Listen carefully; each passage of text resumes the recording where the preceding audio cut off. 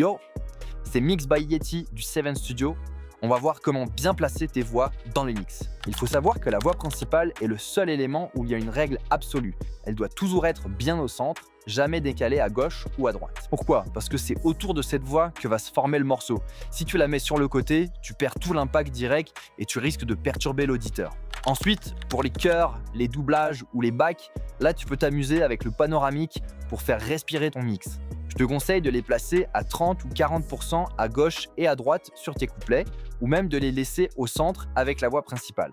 Je te conseille aussi de laisser les valeurs panoramiques plus hautes pour tes refrains. Ils seront plus impactants par leur puissance et par leur ouverture. Plus tu élargis en stéréo, plus la voix lead ressortira naturellement au centre, tout en restant soutenue autour. Pour la spatialisation, ajoute un peu de reverb sur les backs et ambiance, mais laisse la voix principale plus sèche et bien devant. Teste ton rendu à l'écoute, que ce soit sur des enceintes ou au casque, ajuste ton panoramique et vérifie en stéréo comme en mono.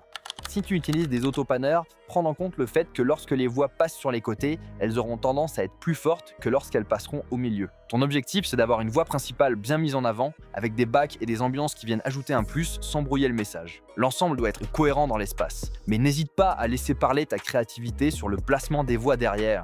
C'est elles qui vont donner cette sensation de largeur et de mouvement. Tu veux progresser plus vite? Commente Yeti sous la vidéo et je t'envoie 3 e-books de mixage que je garde d'habitude pour mes élèves. Si t'as kiffé l'astuce, lâche un like et abonne-toi.